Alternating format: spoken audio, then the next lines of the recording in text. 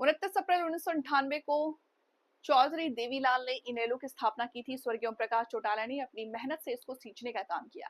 आज पूरे प्रदेश में इनेलो कार्यकर्ता स्थापना दिवस को धूमधाम से मनाया जा रहा है और एक संकल्प भी दोहरा रहे हैं कि पार्टी को भविष्य में मजबूत स्थिति में लाया जा सके। इस वक्तव्य में इनेलो प्रदेशाध्यक्ष रामपाल माजरा ने मंगलवार को व्यक्त किया कि ये पिहोवा चौक स्थित इनेलो जिलाध्यक्ष अनिल तंवर के कार्यालय में पहुंचे थे। इनेलो के स्थापना दिवस और भगवान परशुराम जयंती पर कार्यक्रम का आयोजन किया गया, जहां उन्होंने सर्वप्रथम भगवान परशुराम और चौधरी देवीलाल की फोटो के आगे पुष्प अर्पित किया। यहां रामपाल माजरा ने कार्यकर्ता की गाड़ी पर पार्टी का झंडा भी लगाया। इनेलो जिलाध्यक्ष अनिल तंवर क्योड़क ने पार्टी के स्थापना दिवस पर कहा कि चौधरी देवीलाल और चौधरी ओम प्रकाश चौटाला के सपनों द्वारा इनेलो पार्टी का गठन हुआ और आज पार्टी फिर से मजबूती की तरफ आगे बढ़ रही है। इनेलो गरीब और आम आदमी पार्टी है। चौधरी अभय सिंह चौटाला और रामपाल माजरा के आशीर्वाद से उन्हें एक सामान्य कार्यकर्ता को जिलाध्यक्ष की जिम्मेदारी मिली है। अनिल तंवर ने कहा कि कार्यकर्ता की अगर किसी पार्टी में चलती है तो वो इनेलो की है। अनिल तंवर ने कहा कि उनकी सभी कार्यकर्ताओं से अपील है कि आओ और पार्टी को दोबारा सत्ता में लाने के लिए दिन रात मेहनत करो। 29 अप्रैल 1998 को जननायक चौधरी देवीलाल ने इंडियन नेशनल लोकदल पार्टी की स्थापना की थी। स्वर्गीय चौधरी ओम प्रकाश चौटाला ने अपने संघर्ष से और कड़ी मेहनत से इसको सींचने का काम किया है। आज पूरे प्रदेश में इंडियन नेशनल लोकदल पार्टी के कार्यकर्ता स्थापना दिवस को बड़ी धूमधाम से मना रहे हैं और स्थापना दिवस पे अपने एक संकल्प भी दोहरा रहे हैं कि आने वाले समय में पार्टी को मजबूत स्थिति में लाया जाएगा और कड़ी मेहनत कार्यकर्ता करके इसे भी अपने उसी मुकाम पर ले जाने का संकल्प कर रहे हैं। जिस प्रकार के प्रदेश के हालात हैं, देश के हालात हैं कि भारतीय जनता पार्टी की सरकार बनी तो देश की सरकार ने टोल प्लाजाओं पे रेट बढ़ा दिए, जिसका भार जनता पे पड़ा। गैस का सिलेंडर 50 रुपये बढ़ाया गया। पेट्रोल और डीजल पे एक्साइज ड्यूटी 2 रुपये प्रति लीटर बढ़ाई गई। उस भार को भी जनता सहन कर रही है। हरियाणा प्रदेश की सरकार ने भी कोई कसर नहीं छोड़ी। कलेक्टर रेट बढ़ाए गए। इसी प्रकार से ईडीसी आईडीसी बढ़ाया गया। बिजली का अतिरिक्त भार 5000 करोड़ रुपये डाल दिया गया। प्रदेश में ना कोई कानून व्यवस्था है, ना प्रदेश में किसी प्रकार की सुख सुविधाएं हैं। परिवार पहचान पत्र के नाम पर लोगों को लूटा गया और अनेकों दिक्कतें आई हैं। आज हरियाणा प्रदेश के स्कूलों में मास्टर नहीं है, अस्पतालों में डॉक्टर नहीं है, जल घरों में जल नहीं, बिजली घरों में बिजली नहीं। इस प्रकार के हालात में जहां लोगों का मन भारतीय जनता पार्टी से उतरा हुआ है, मोह भंग है, वहीं पे कांग्रेस पार्टी भी कोई कम नहीं है। आज वो जगह जगह कह रहे हैं संविधान बचाओ रैली करेंगे। आखिर कभी सोचा भी है या अपने गिरबान में झांक के भी देखा कि संविधान को अगर किसी ने पाँव के नीचे रौंदा तो कांग्रेस पार्टी ने रौंदा था। देश में इमरजेंसी किसी ने लगाई थी तो कांग्रेस पार्टी ने लगाई थी। लाखों बेगुनाह लोगों को जेलों में ठोक दिया था। और इतना ही नहीं, नसबंदी धक्के से की थी। किसानों की ज़मीन लूट करके बड़ी बड़ी कंपनियों के हवाले कर दी गई थी, चाहे डीएलएफ हो, ओमेक्स, टीडीआई, पार्सोनाथ, सारा जैसी कंपनियों को दे दी गई। यानी कि एक क्षेत्रवाद हुआ और नौकरियों में बंदरबांट हुई थी।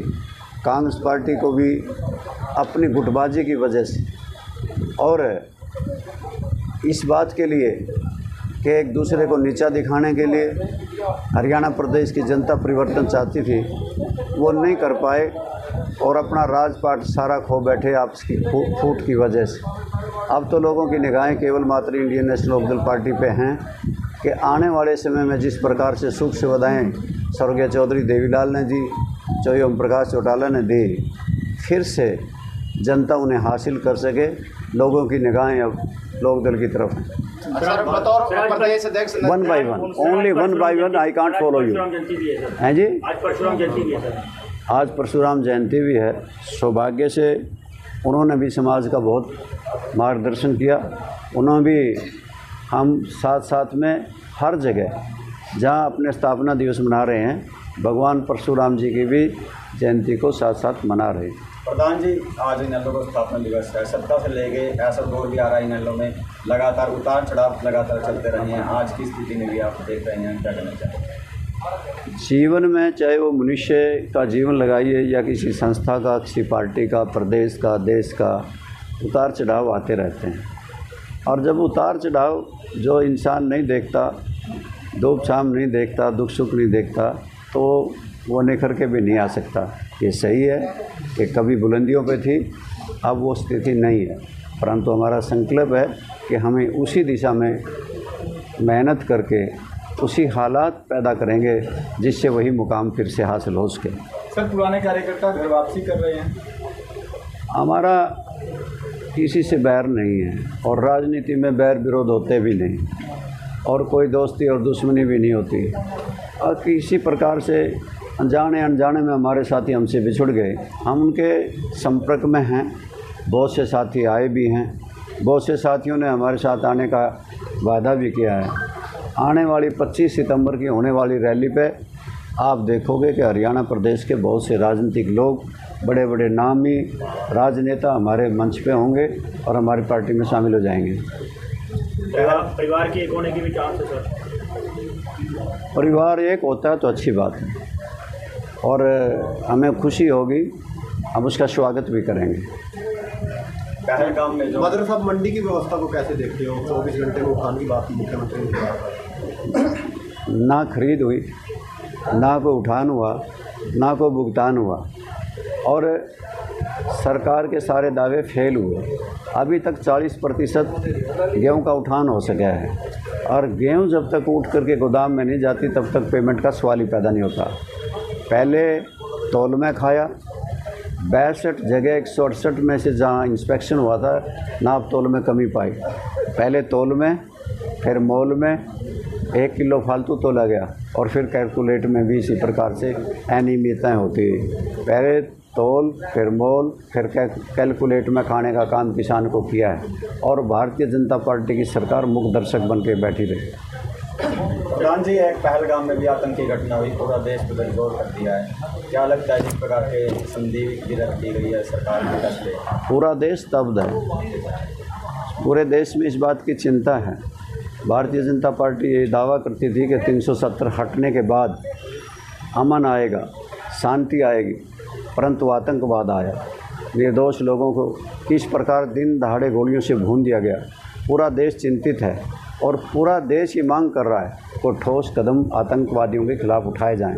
हमारी पार्टी ऐसे मौके में देश के प्रधानमंत्री जी कोई ठोस कदम उठाएंगे तो उनके साथ है।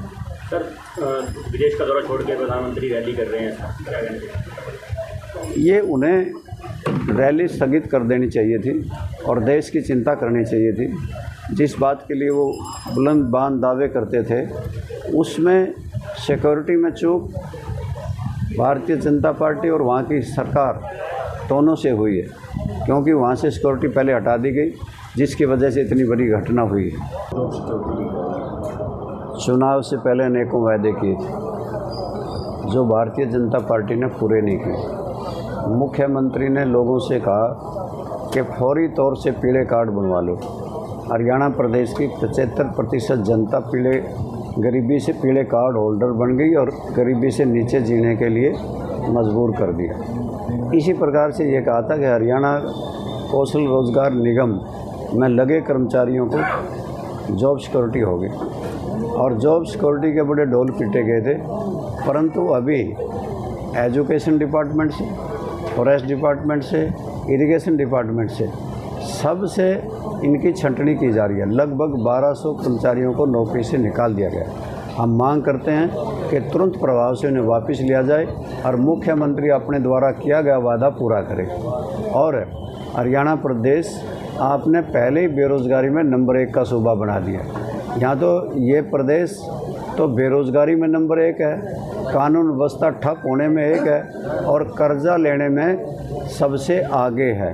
3,52,000 करोड़ का कर्जा हरियाणा प्रदेश की सरकार के सिर पे है और इसी नौजवान के साथ तो सबसे ज़्यादा अगर किसी भारतीय जनता पार्टी के राज में दुर्दशा हुई नौजवान की और किसान की हुई है। आपके सामने तो है, अमेरिका जाने का एक रास्ता खुल गया था, बेरोज़गार वहाँ जा रहे थे, आज 50-50 लाख रुपये दे करके लूट पीट करके वो अमेरिका गए, बहुत से डिपोर्ट होके आ गए, हाथों में हथकड़ियाँ पैरों में बेड़ियाँ, किस प्रकार से उनको लिया गया जैसे वो कोई आतंकवादी और उग्रवादी हो। यानी कि हरियाणा प्रदेश का नौजवान आज बहुत दुखी है भारतीय जनता पार्टी की सरकार से। हरियाणा कौशल रोजगार निगम के कर्मचारियों को वापस सरकार ने लेना चाहिए, मुख्यमंत्री ने अपना वादा निभाना चाहिए। के अंदर सर एक डीएसपी को बिठा करके माफी दिलाने का मामला सामने आया है, इसमें पुलिस का मनोबल गिरता है, आप क्या देखते हैं? मैं ये समझता हूँ ये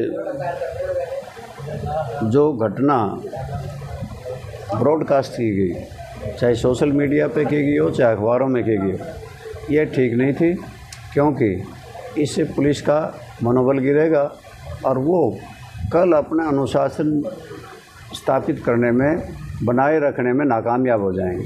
वो किसी प्रकार की घटना हो सकती है इसके बाद, इस घटना के बाद न जाने कौन है कैसे है उनका, तो वो ड्यूटी पर थे, अपना फ़र्ज निभा रहे थे।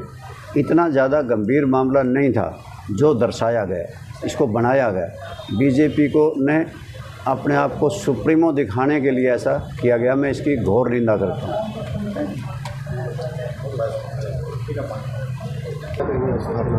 देखिए, आज का जो दिन है बहुत महत्वपूर्ण है।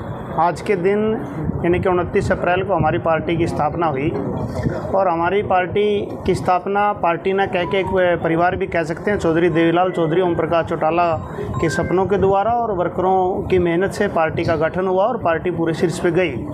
साथ ही आज भगवान परशुराम की जयंती है। मैं आपके चैनल के माध्यम से मेरी पार्टी के तमाम प्रदेश और देश के जितने भी अनुयायी हैं उनको आज के दिन की शुभकामनाएं देना चाहता हूं और साथ ही भगवान परशुराम जयंती की पूरे देश के देशवासियों को इसकी शुभकामनाएं देना चाहता हूं। अनिल जी, नल्लो जिलाध्यक्ष की आपको जिम्मेवारी मिली है, प्रदेश अध्यक्ष की मीडिया सामने आप करते हैं, तो क्या लगता है कि जो पुराने जो वर्कर हैं या नल्लो की मजबूती के लिए किस तरह की आप लोगों की रणनीति रहनी होगी? देखिए पत्रकार साथी,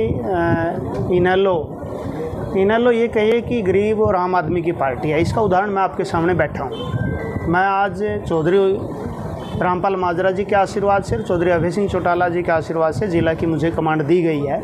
मैं बहुत ही सामान्य परिवार का आदमी हूँ, ना ही मेरा कोई राजनीतिक बैकग्राउंड रहा है। उसके बाद भी मुझे इतना मान सम्मान दिया गया है, तो ये कहने की बात नहीं। इनेलो पार्टी नेता बनाने की नर्सरी है और इनेलो पार्टी का एक इतिहास रहा है कि कार्यकर्ता और वर्कर की अगर कहीं चलती है तो इनेलो पार्टी में चलती है, अगर किसी नेता के पास चलती है तो चौधरी रामपाल माजरा, चौधरी अभय सिंह चौटाला और चौधरी ओम प्रकाश चौटाला और चौधरी देवीलाल के पास चलती थी। ये तो आप भी आम लोगों से भी चर्चा होती है कि राज तो था तो इनेलो का था, अगर वर्कर की कहीं पूछ होती है तो इनेलो में होती है। तो मैं विस्तार के लिए क्या कुछ सुझाव? देखिए, मेरी तो आपके चैनल के माध्यम से मेरे तमाम ज़िला वासियों से, मेरे पार्टी के जो सीनियर साथी हैं, जूनियर साथी हैं, जो किन्हीं कारणों से पार्टी को छोड़कर घर भी बैठ गए, उनसे एक अनुरोध है कि आओ सारे इकट्ठे मिल गए पार्टी को मजबूत करें। और हमें, जैसे प्रधान जी ने कहा, कि पूरा विश्वास है, हमारा लोगों से संपर्क है कि आने वाले समय में इनेलो का एक नया ही रंग देखने में मिलेगा। धन्यवाद।